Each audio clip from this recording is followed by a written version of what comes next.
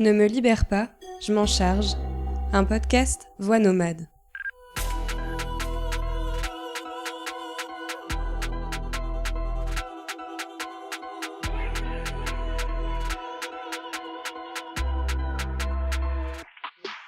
Pour ce premier épisode, je me devais de commencer par vous faire connaître une femme extraordinaire. Une de mes plus belles amitiés depuis que je suis au Québec.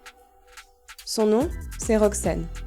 Elle a 30 ans, elle est québécoise, elle est blanche et elle habite à Montréal, lieu d'enregistrement de ce premier épisode.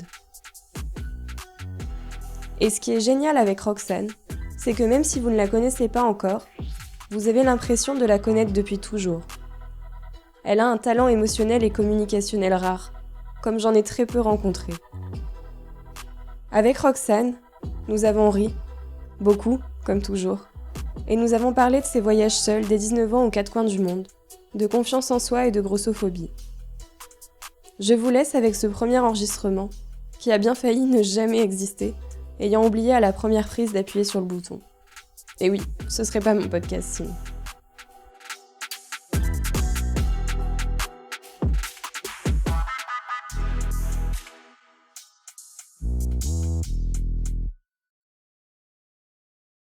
Parce qu'en fait, quand tu parlais, à un moment, j'ai vu que là, t'avais pas le petit rond rouge. Et je me suis dit, est-ce qu'il s'est coupé ? Et en fait, il s'est coupé, j'ai pas compris pourquoi. Je pense que j'ai dû appuyer sur un truc pour le régler. Je suis trop con. Ok, bon, je vais vérifier maintenant, c'est bon, je vois où c'est exactement. Bon, on recommence, je suis désolée. Mais il n'y a pas de souci, prise 2. Alors, comme je te disais, bon, c'est un petit peu délicat de commencer toujours par la première question. Mais en fait, je t'ai déjà présenté très brièvement tout à l'heure, comme je te l'ai dit. Mais est-ce que toi, tu pourrais me dire comment t'aimerais te présenter finalement ? Moi, je me présente souvent comme étant Roxane, une personne assez colorée et un peu excentrique des fois, qui aime les petits plaisirs de la vie et l'harmonie. J'aurais pas dit mieux, je trouve que ça te correspond très bien étant Phew! ton amie. J'ai pas menti. Non, je valide. Est-ce que justement, il y a quelque chose dans ce que tu as dit que t'aimerais qu'on te reconnaisse en tant qu'individu ? Ah, tu commences avec des grosses questions, Fanny. Oh oui, je sais. J'aime commencer par des grosses questions. Je pense l'unicité de chaque personne, en fait. C'est que des fois, quand on se rencontre pour la première fois, on peut aussi avoir... on peut être un peu gêné, un peu intimidé. De pouvoir comme s'apprivoiser, ça peut être compliqué, de vraiment bien comprendre l'autre. Puis de juste voir que chaque personne vient avec son propre bagage de vie, que chaque personne est unique, puis d'être reconnue comme étant une personne unique aussi, je pense que c'est ça qui différencie souvent les relations qui sont spéciales ou les connexions qui sont plus profondes, je trouve, que le petit small talk. Tu sais, quand tu arrives à vraiment voir l'autre dans son âme, ça apporte vraiment, je trouve, un niveau de connexion puis de complicité qui est supérieur parce que tu arrives vraiment à mieux te comprendre facilement. Puis pour ça, je pense que ça prend beaucoup de transparence, puis ça prend beaucoup de capacité pour se dévoiler, en fait, puis juste faire comme « Hey, voici qui je suis. J'ai envie de pouvoir me connecter de cœur à cœur avec toi, donc de te montrer qui je suis. » Mais c'est un exercice qui se joue à deux, en fait. C'est comme un peu un miroir, tu sais. Oui, oui, je suis d'accord. Et c'est comme la conversation qu'on avait eue tout à l'heure quand on disait... En fait, c'est quoi la première question que toi t'aimes poser justement quand tu rencontres quelqu'un ? Et est-ce qu'il y a des questions que tu trouves un peu plus... justement, qui te permettent moins de rentrer en connexion avec l'autre ? Souvent, comme j'ai eu une date il y a comme 2 semaines, puis le gars parlait toujours d'argent. Puis toute la soirée, il faisait que parler de son revenu, puis de ses dépenses. Puis moi, c'est quelque chose que je suis comme, mais je m'en fous combien tu fais par année, genre, je peux pas m'en foutre plus que ça, genre, comme, vraiment, c'est tout ce que t'as à me dire, comme, ça m'a tellement empêché de pouvoir me connecter pour vrai à l'autre, parce que je suis comme, mais c'est juste un chiffre, comme, ça enlève rien, ou ça ajoute rien à la personne que t'es, tu me parles juste de ton compte en banque, genre, rien à foutre.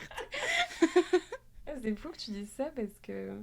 Est-ce qu'il n'y a pas, de la part d'un homme, et d'autant plus en date, un besoin, entre guillemets, de montrer qu'il a acquis un statut social, en fait ? C'est que l'argent, malheureusement, dans un monde capitaliste, c'est un petit peu une des plus manières importantes de montrer, justement, en fait, qu'on a réussi dans la vie. Absolument. Puis je pense aussi que c'est le genre de conversation que c'est souvent les gens riches qui ont. Puis lui, il vient d'une famille vraiment super riche. Ses parents ont fait fortune, lui aussi. Puis on dirait que, tu sais, moi qui fais vraiment pas beaucoup d'argent par année, c'est pas un sujet que j'aborde. Tu sais, quand on n'a pas beaucoup, t'es comme, bah, pas besoin d'en parler. Puis plus t'en as, plus ça devient un sujet prioritaire dans tes discussions, tu sais. Et donc, si on reprend un petit peu ton parcours, donc bon, moi je te connais un petit peu, mais est-ce que tu pourrais expliquer justement dans quelle réalité toi tu as grandi? Ouais, ben oui, avec plaisir. Je suis née à Montréal, sur le plateau, dans les années 90. Puis rapidement, mes parents ont déménagé à Pointe-aux-Trembles parce que ça coûtait vraiment moins cher. En fait, ça coûtait moins cher d'acheter une maison à Pointe-aux-Trembles dans l'est de la ville que de louer un 4,5 dans le plateau parce que la crise du logement commençait déjà sur le plateau à ce moment-là. Donc, c'est un des premiers quartiers, je pense, qui a été gentrifié à Montréal. Donc, ça a commencé quand même rapidement. Donc, j'ai grandi dans les raffineries, dans l'est de la ville, dans le quartier sûrement le plus plate qui existe. Mais vraiment, tu sais, il n'y a rien qui se passe, il n'y a pas de vie culturelle. Là, je sais pas c'est rendu comment aujourd'hui parce que j'y retourne pas, mais à l'époque où j'ai grandi, vraiment, il y avait, tu sais, t'as un centre d'achat. Bon, il y a un parc nature qui est beau, mais il était quand même loin de chez moi. Mais c'est vraiment, vraiment très résidentiel, super banlieusard. Même si t'es à Montréal, t'es super loin du métro. C'est vraiment compliqué de vivre là-bas quand t'es ado. Est-ce que c'est beaucoup plus à l'aise que là où tu habites aujourd'hui? Parce que là, donc on est à Hochelaga justement, mais est-ce que c'est... C'est la pointe de l'île. Ok, Comme dans d'accord. le fond, c'est une fois que tu dépasses Pointe-aux-Trembles, Au t'es bout de t'es plus à Montréal. Montréal, ouais. Ok. Et est-ce qu'il y a des choix que tu as fait ensuite pour te construire dans ta vingtaine ou même un petit peu avant, d'avoir grandi dans ce milieu-là? Est-ce que ça te paraissait suffisant? Est-ce qu'il y a eu d'autres choses que tu as envie d'explorer? Est-ce que tu peux nous en dire un peu plus justement sur ce parcours-là?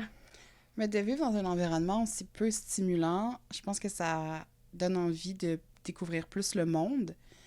C'est ce qui m'a amené à voyager pendant presque toute ma vingtaine, en fait.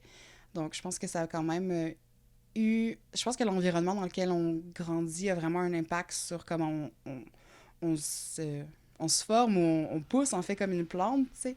Puis, clairement, d'être dans un milieu aussi plate, ben, ça donne envie de faire des trucs vraiment le fun, tu sais, puis de pouvoir venir compenser un peu cet environnement-là qui que tu as l'impression qu'il t'apporte pas grand-chose au final, tu sais.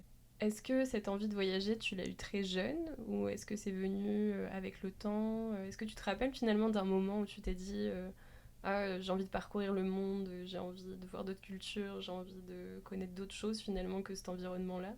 Quand j'étais ado puis que j'habitais chez mes parents, j'avais une carte du monde juste à côté de mon lit. Fait que la première chose que je voyais quand j'ouvrais les yeux, ben, c'était la carte du monde. Puis je passais des heures à l'explorer. J'adore les... J'ai d'ailleurs une carte du monde, je te montrerai tantôt. C'est la carte du monde de mon grand-père, genre qui date des années genre 60, qui est super vintage. Puis c'est une des choses que j'aime le plus dans ma maison. J'adore les maps monde. Je suis vraiment fascinée. Je m'amusais à comme, me concentrer sur certaines parties du monde juste pour mieux comprendre c'est quoi les pays, puis imaginer un peu c'est quoi la vie ou la réalité dans ces pays-là. Puis jusqu'à temps que je me dise, ben, pourquoi ne pas y aller, en fait? Pourquoi ne pas aller l'explorer, puis aller voir à quoi ça ressemble pour vrai? Fait que vers 19 ans, j'ai fait mon premier voyage backpack en Europe. Puis à partir de là, ben, j'ai eu la piqûre, comme on dit. Trop bien. Est-ce que tu te souviens justement de ce qui a déclenché en fait ce truc-là pendant ton voyage à tes 19 ans en Europe? Quand est-ce que tu t'es dit genre waouh mais en fait j'ai pas envie de m'arrêter, j'ai envie de continuer de voyager? Ben, je pense que c'est un sentiment de liberté vraiment fort, mais c'est aussi des apprentissages d'être confronté à d'autres façons de vivre. Ça t'ouvre tellement l'esprit, je trouve, de parler avec des gens qui viennent de réalités complètement différentes de la tienne, qui parlent pas la même langue, qui ont pas les mêmes habitudes, qui ont pas le même cadre de référence. Puis quand tu arrives à emprunter le cadre de référence de l'autre, ben ça fait grandir le tien. Puis ça apporte tellement, je trouve, d'ouverture, en fait, sur les autres que ça aide à mieux se comprendre soi-même.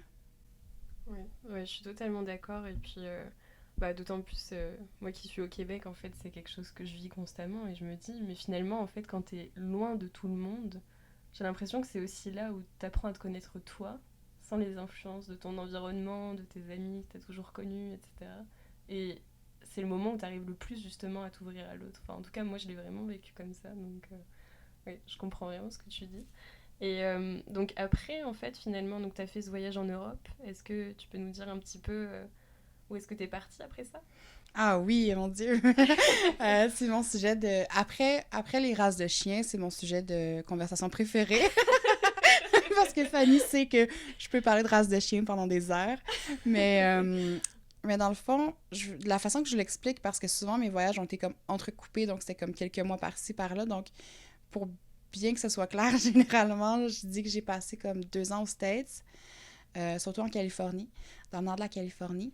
Puis après ça, j'ai passé à peu près 3 ans dans une communauté Cri, une communauté autochtone dans la baie James, donc qui est au Québec, qui est à 18 heures de route de Montréal. Puis là-bas, j'étais coordonnatrice d'un programme parascolaire, en fait, pour les jeunes. Puis je faisais aussi du remplacement à l'école. Puis après ça, j'ai passé à peu près 1 an en Amérique du Sud, puis à peu près 1 an et demi en Asie. Ok, waouh. Est-ce qu'il y a une de ces destinations qui t'a le plus marqué pour certaines raisons ou est-ce que vraiment t'as tiré des apprentissages de chacune? Je pense que oui, mais... Mais ils ont tous été tellement différents, puis je pense que dépendamment de l'âge que tu as aussi, tu vas pas voyager de la même façon. Moi, j'ai toujours voyagé avec des budgets très, très, très, très... pratiquement pas de budget, en fait, donc c'est toujours de me démerder un peu. Mais le voyage qui m'a le plus marqué, puis qui va toujours me rester le plus, je pense, c'est l'Inde. C'est aussi le dernier voyage que j'ai fait en 2018, avant la pandémie. Puis c'est vraiment une destination. En fait, j'ai l'impression que depuis toujours, je voulais aller en Inde, mais que d'aller en Asie avant puis de faire l'Amérique du Sud, c'était comme des pre-tests un peu pour développer mes skills de voyageur. Surtout que je voyage seule, jeune femme seule à l'étranger, tu sais, je me sentais pas nécessairement prête à 22, 23 ans d'aller toute seule en Inde. Mais j'étais contente de me sentir un jour enfin prête puis de dire, OK, c'est beau, j'y vais maintenant. J'ai acquis assez de compétences pour voyager seule. Je me sens en sécurité, je me fais confiance, je me connais assez pour vraiment pouvoir le faire, en fait. Puis ça s'est tellement bien passé. Ça a été un rêve, mon voyage en Inde, même si j'étais tellement malade. Mais ça, il faut s'y attendre. Hein. Tu sais que tu vas en Inde, c'est sûr que tu vomis. C'est inévitable. Mais outre ça, je pense que c'est une image qui peut faire peur souvent quand les gens me disent quoi, t'as été en Inde toute seule? Ben ouais. Mais je pense que c'est comme un peu un niveau next level de voyage parce que le choc culturel peut tellement faire mal en fait que quand t'es pas prêt puis que c'est la première fois que tu vis un choc culturel, l'Inde, c'est pas le meilleur endroit où vivre un premier choc culturel, tu sais. C'est drôle parce que justement, en préparant mes questions, en fait, j'avais une des questions qui était bah, que, notamment quand on est une femme, et puis malheureusement, peut-être à raison, on parle souvent de peur et du fait que c'est dangereux finalement de voyager seule en étant une femme, etc. Puis tous les voyages que tu as fait finalement, même en dehors de l'Inde, tu as voyagé seule, c'est bien ça? J'étais souvent accompagnée quand j'étais aux States. Tu sais, j'ai comme beaucoup d'amis aux States, fait que je le compte moins. Ou tu sais, sinon on partait des States en groupe, puis on allait comme un mois au Mexique ou des trucs comme ça, mais de façon vraiment plus générale, je voyage seule. Puis je pense que j'ai quand même... Tu sais, ma perspective sur le monde, c'est aussi que le danger peut être partout.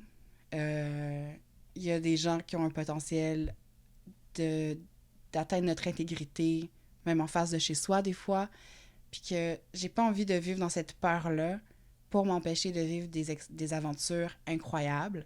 C'est sûr qu'en plus, moi, j'ai voyagé vraiment rough, fait que, tu sais, des fois, je dormais dans plein milieu de la rue, je faisais de l'autostop, tu sais, je prenais des risques quand même.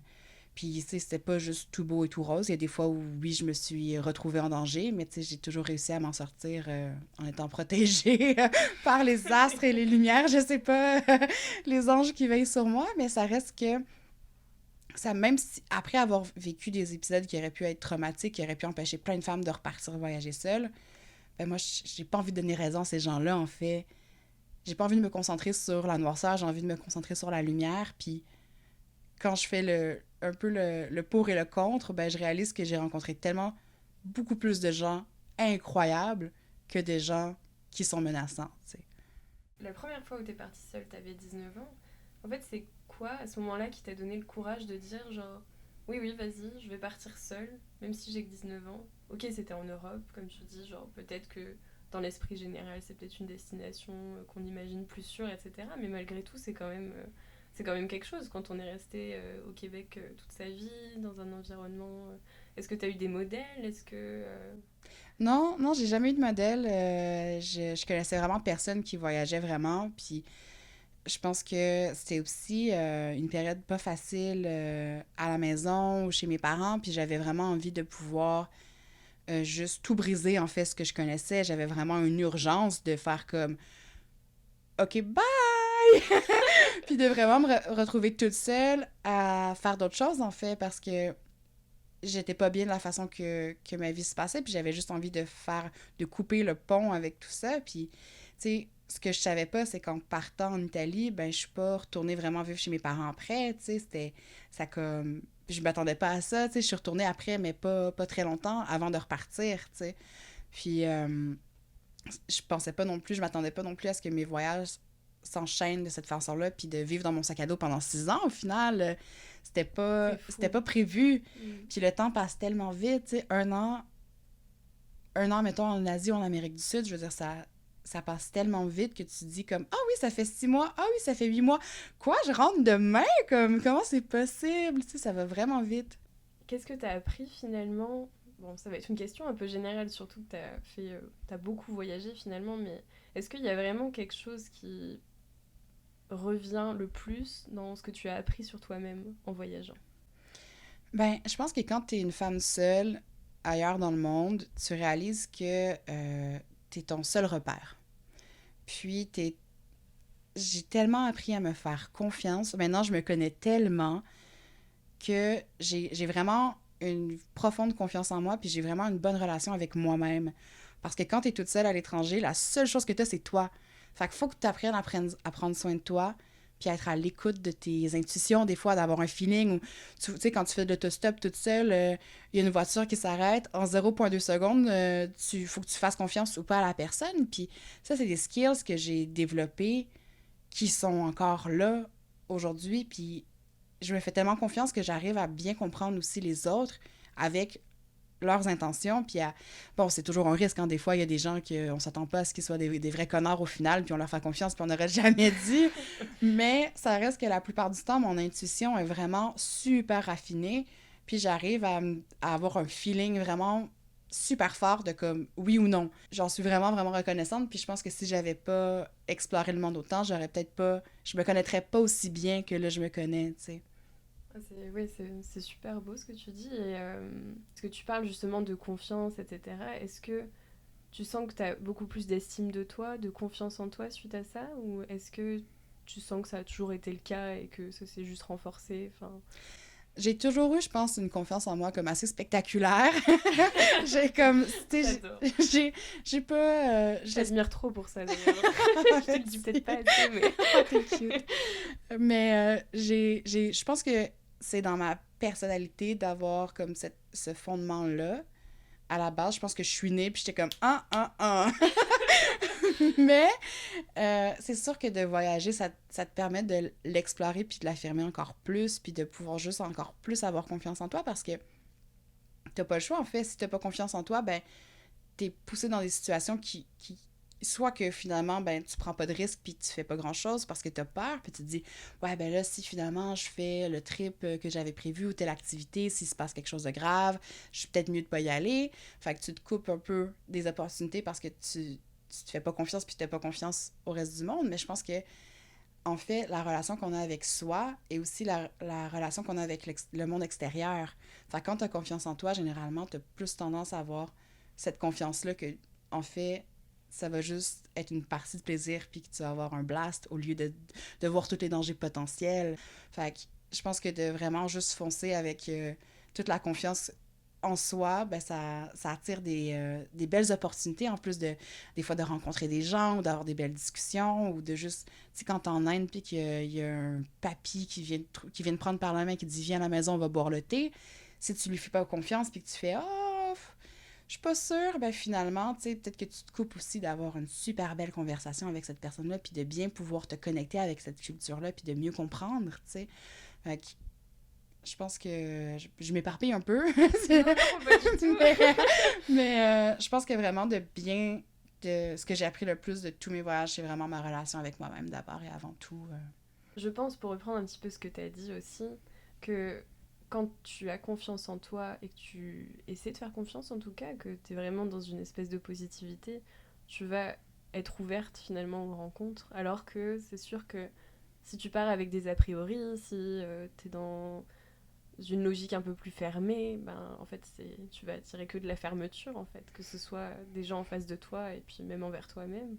Et en tant que femme blanche justement, je pense qu'on a tous un petit peu de racisme intériorisé, qu'on le veuille ou non, mais comment t'as réussi toi justement à aller au-delà de ça, des préjugés que tu pouvais avoir vis-à-vis de certaines personnes Est-ce que t'as grandi dans une famille un peu ouverte ou est-ce que c'est toi qui t'es construit cette propre ouverture-là? Ben, ma famille a jamais été vraiment fermée non plus. Tu sais, j'ai pas vécu dans une famille avec des propos genre homophobes ou racistes, mais c'était pas non plus très diversifié dans mon environnement.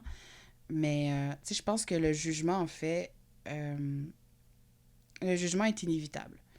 On rencontre quelqu'un, clairement, on a un jugement sur est-ce que je peux te faire confiance, est-ce que tu es une menace, est-ce que tu es bienveillant. Puis moi, j'essaie de toujours, en fait, faire confiance un peu à ce premier jugement-là. Peu importe, après ça, comme l'âge ou la culture, mais c'est plus au niveau de l'individu que le jugement se porte des fois. Puis c'est sûr qu'on a tous des biais. C'est inévitable, en fait, parce qu'on a un cadre de référence. Puis tout est... tu sais, je pense qu'il faut être conscient. On est programmé, puis je pense que c'est important d'être conscient quand on a des biais, puis d'observer ces biais-là, puis d'être capable de les déconstruire. Mais je pense aussi que le jugement, surtout à l'étranger, étant une femme seule, le jugement est une des choses les plus importantes que tu peux avoir parce que c'est ça qui fait en sorte que tu es en sécurité, en fait. C'est en ayant cette capacité de jugement-là de faire « Oh! Potentiel de danger. » Genre, 3 hommes qui m'approchent, qui me disent « Ouais, on se donne rendez-vous à telle heure. Viens nous rejoindre à 2 heures du matin au coin de telle rue. On va venir te chercher en voiture. On va aller dans l'autre ville d'à côté. » Tu te dis « peut-être que non. »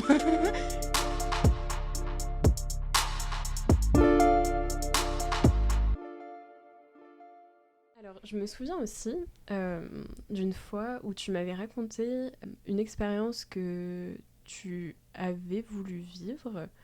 Si je me souviens bien, c'est que tu avais postulé à un moment pour aller sur un bateau de croisière. Est-ce que tu serais OK pour raconter cette anecdote? Ah, c'est tellement une bonne histoire, mon Dieu, oui. OK. En fait, 2018, je suis comme honte. Je reviens d'un voyage. Je reviens de la baie James, en fait, où j'étais prof là-bas. Puis, pendant que j'étais là-bas, j'avais postulé pour travailler sur des bateaux de croisière parce que j'avais rencontré des gens qui m'avaient dit, écoute, c'est vraiment cool parce que tu voyages à travers le monde, tu vas dans des destinations super cool, genre l'Alaska, puis tu travailles non-stop, mais quand tu as des journées off, tu débarques du bateau, tu vas explorer, tu fais un peu d'argent, puis tu pas de dépenses, genre c'est vraiment un peu comme, tu vis sur un bateau de croisière de luxe, en fait. J'étais comme, ouh, OK, let's go! Fait que j'ai commencé les démarches pour faire ça. Puis, c'est super compliqué. Ça prend des mois, en fait, de pouvoir passer toutes les étapes du processus. T'as comme 5 interviews. Après ça, ils te font passer un test médical, genre super intense. Genre, ils vont fouiller dans ton anus. Genre, c'est super intrusif. Genre, c'est horrible. Ils m'ont aussi envoyé en Floride faire un genre de training super hardcore. Fait que j'ai ma certification de pompière. J'ai aussi fait de la survie en haute mer, où genre, ils te mettent dans des bodysuits, ils te font genre sauter d'un plongeon super haut, puis t'apprennent des techniques pour comme reflotter dans ce bodysuit-là. Puis, ou genre des techniques, en fait, pour si, admettons, le bateau échoue, les positions à se mettre dans l'eau pour pouvoir survivre. Puis après ça, ils nous mettent dans des genres de rafts, dans une grosse piscine genre olympique. Là, ils nous mettent dans des rafts où il faut qu'on nage jusqu'au raft, qu'on monte dans le raft. Puis là, ils nous expliquent en fait c'est quoi les procédures en cas justement d'accident. Puis c'est vraiment... mais pour vrai, en plus, moi, sauter dans l'eau, c'est genre une de mes phobies, là. Puis là, t'es genre dans ton gros bodysuit en haut d'un super haut plongeon, puis ils sont comme, vas-y, saute! Puis t'es comme, non, merci! Mais si tu le fais pas, t'as pas ton accréditation, fait que t'es comme, t'as pas le choix, tu sais. Tu te dis, bon, ben, OK, let's go! Mais ouais, c'était vraiment intense. C'est comme une grosse formation de comme presque une semaine, mais en même temps, j'étais en Floride, fait que ça va, j'étais bien. Puis, dans le fond, la façon que ça fonctionne, c'est que toutes tes dépenses, en fait, c'est toi qui payes pour tous ces frais-là. Donc, la formation qui coûte super cher, juste le billet médical qui coûte genre presque 800 $. Genre, c'est vraiment intense. Puis, t'es remboursé une fois que t'es sur le bateau. Donc, moi, j'étais à une semaine de mon départ. Puis, je m'en allais à Vancouver. Puis, de Vancouver, j'embarquais sur le bateau. Puis, on s'en allait directement en Alaska, qui était une des destinations que j'avais le plus envie de faire. Parce que tu te promènes dans les glaciers, ça a l'air vraiment somptueux. Puis, moi, dans le fond, j'avais été engagée pour être directrice de tout le programme pour les jeunes. Donc, tu sais, j'aurais fait de la supervision, je me serais assurée que les enfants sont en sécurité.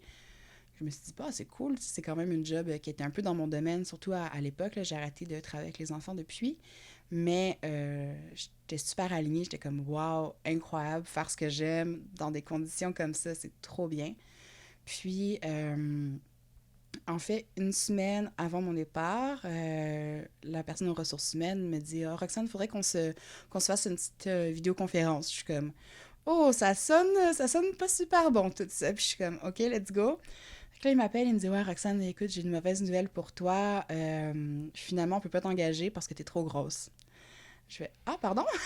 Il me dit, ben écoute, ton BMI, donc l'indice de masse corporelle, est plus élevé que ce que nous, on permet. Parce qu'en fait, ce qui se passe, c'est que eux, ils payent des assurances de fou pour leurs employés parce que, ben, on vit quand même dans un environnement à risque pendant plusieurs mois.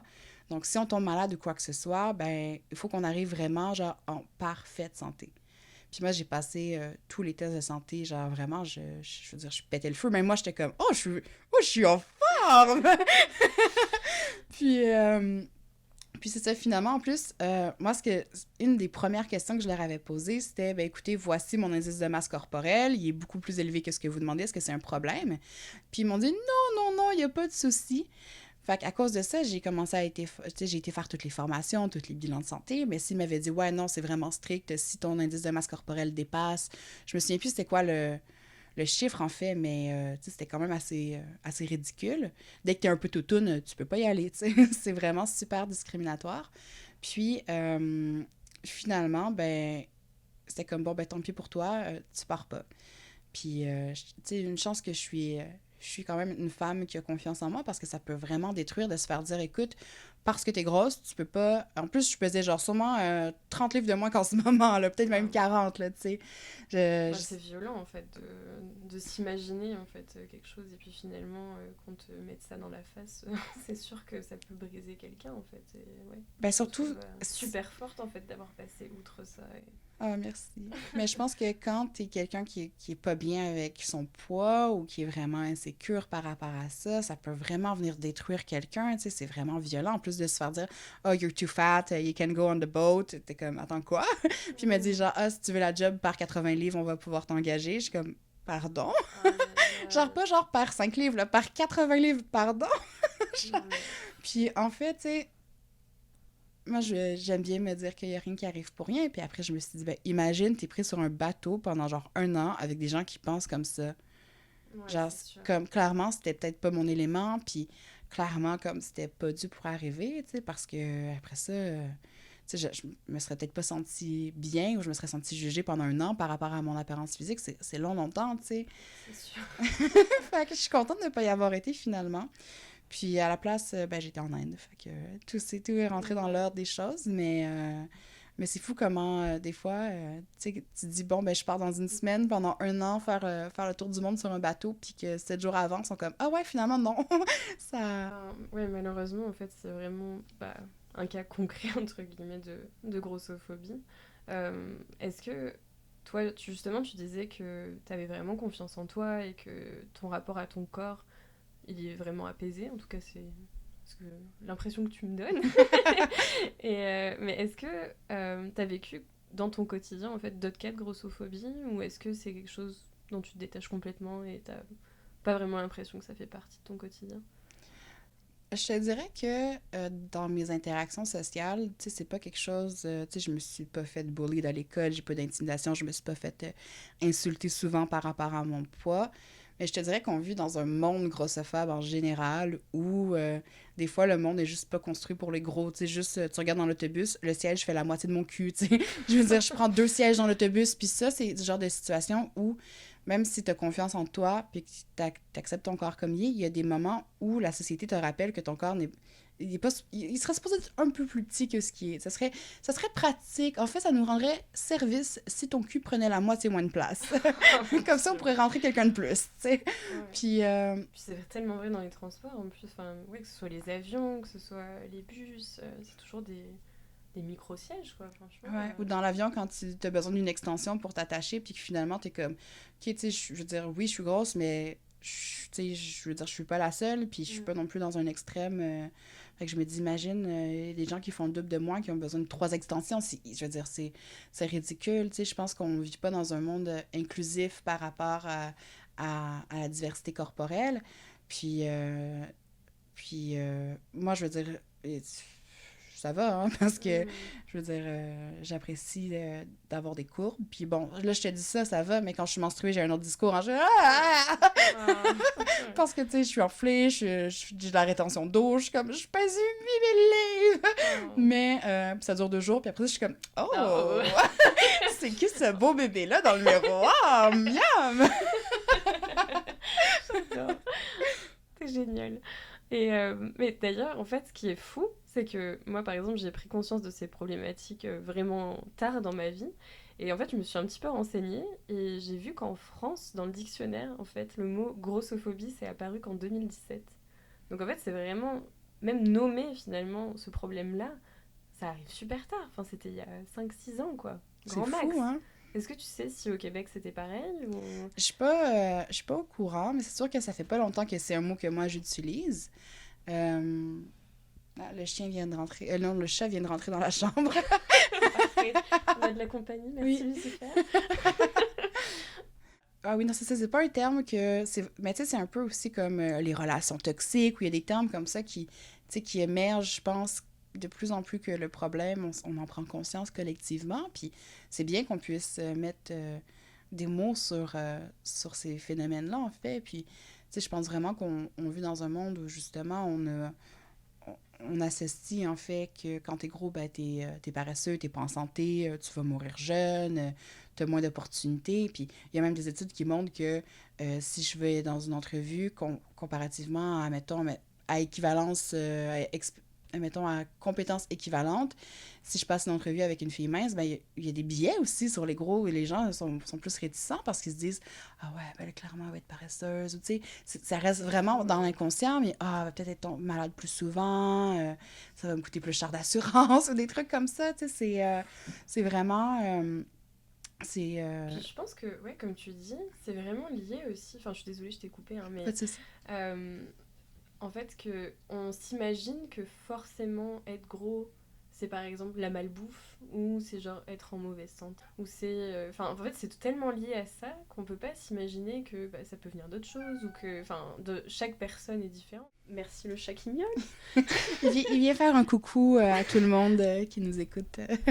Est-ce que tu sais, c'est un peu une grande question, mais comment faire en sorte de changer le regard que porte notre société justement sur ces questions-là?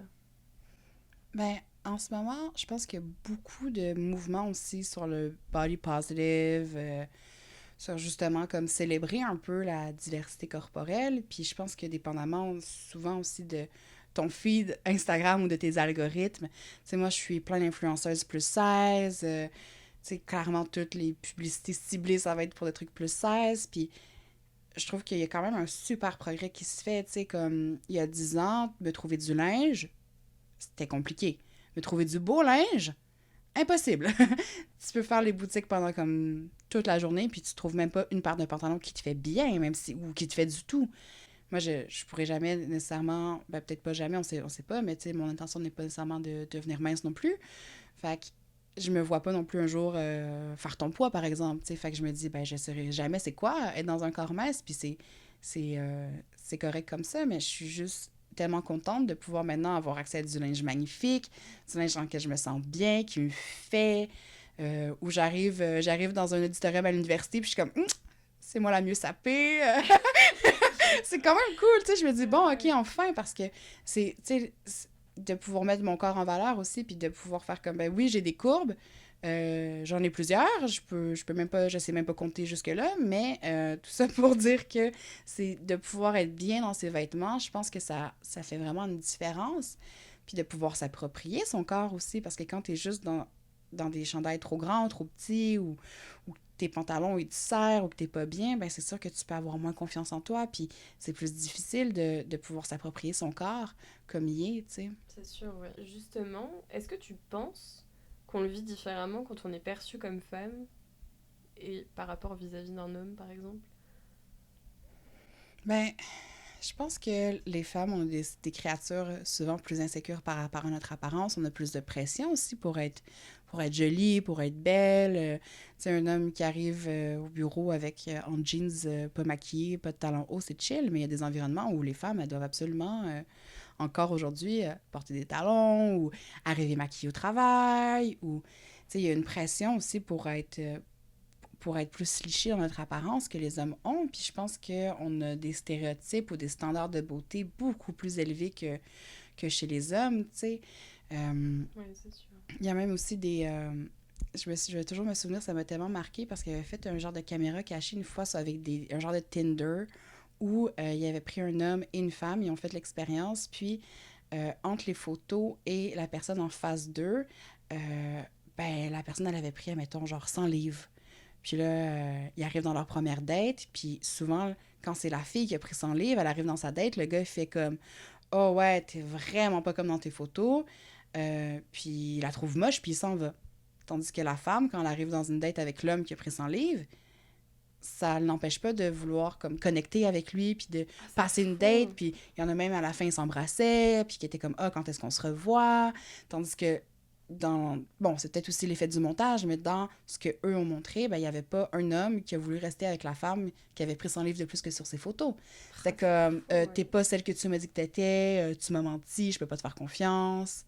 Moi, ça m'est arrivé dans des dates aussi, là, des genre Tinder date, que le gars, il me voit arriver, puis il s'en va, là, tu sais. Même si, je veux dire, moi, je veux dire, mes photos, c'est exactement qui je suis, là, puis j'écris partout, genre, proud plus size woman, genre, je suis comme super transparente avec ça, tu sais, parce que j'ai aussi envie d'être avec quelqu'un qui me trouve belle, mais puis j'ai pas non plus envie de le cacher, j'ai envie de le célébrer, tu sais, mais puis encore une fois, une chance que j'ai confiance en moi, parce que ça aussi, ça peut vraiment heurter, en fait, quand le gars, il te voit, tu le vois qu'il te voit, puis il s'en va, quoi? C'est fou, ouais. Mais justement, je me dis, en fait, est-ce que... Enfin, c'est une réflexion qui vient de me popper, on va dire. Mais justement, quand t'es une femme, est-ce qu'il n'y a pas une histoire de devoir, justement, pas prendre trop de place vis-à-vis d'un homme où ça serait plus ok, en fait? Enfin, tu sais, on dit souvent, on a une expression, je sais pas, en québécois, si vous l'avez aussi, mais... Ah, c'est une armoire à glace. Mais tu sais, c'est valorisant, alors qu'une femme... On va plus valoriser justement le côté faible, un petit peu vulnérable, à protéger, nous, aux yeux de la société dans laquelle on est. Enfin, je sais pas ce que t'en penses, mais... Oui, puis je pense que ça vient vraiment de loin aussi, tu sais, quand on regarde comme dans la...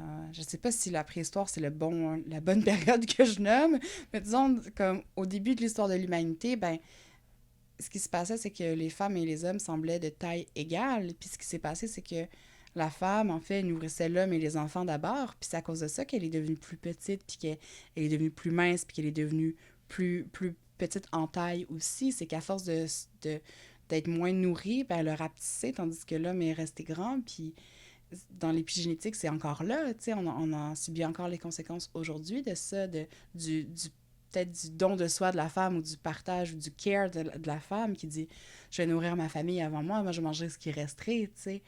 Puis c'est encore incrusté, je pense, vraiment loin dans l'inconscient qu'une femme doit être plus petite que l'homme, tu sais. C'est sûr, ouais. Même, je pense à une de nos amies qui est quand même assez grande. Tu sais, c'est des challenges des fois aussi de dire, ben, est-ce que j'ai envie de sortir avec un gars plus petit que moi, mais il est plus petit que moi, ou, ah, ben, j'ai envie qu'il soit plus grand que moi parce que comme ça, je me sens moins grande. Je pense qu'au niveau de la... Tu sais, moi, je veux dire, je fais 5 pieds 2 et demi ou 5 et 3, dépendamment des docteurs qui m'ont mesuré. Je pense que j'ai grandi où je rapetisse. Mais tu sais, moi, c'est pas quand t'es petit, tu te poses jamais cette question-là, tu sais. Je veux dire, moi, d'être un gars plus petit que moi, ça m'est jamais arrivé, tu sais. Mais... C'est drôle parce que, justement, moi, plus jeune, enfin, notamment au lycée avec une amie, je disais toujours, non, mais moi, c'est mort. Pourtant, je suis pas très grande, tu sais, 1m68. Bon, ça commence pour une femme, mais bon, c'est pas non plus, voilà. Et pourtant, j'avais ce réflexe-là de me dire, ah non, non, mais jamais un gars plus petit que moi. Mais en fait, c'est tellement ancré, genre, que ce soit dans les films, que ce soit dans les séries, que ce soit, comme tu disais, dans l'épigénétique, dans plein de choses, que le modèle, c'est l'homme qui est plus grand, plus gros, plus fort, plus tout ce que tu veux, et puis la femme, parce que finalement, bah oui, ça a des répercussions, en fait, sur tous les corps qu'on considère différents, entre guillemets, quoi. C'est fou.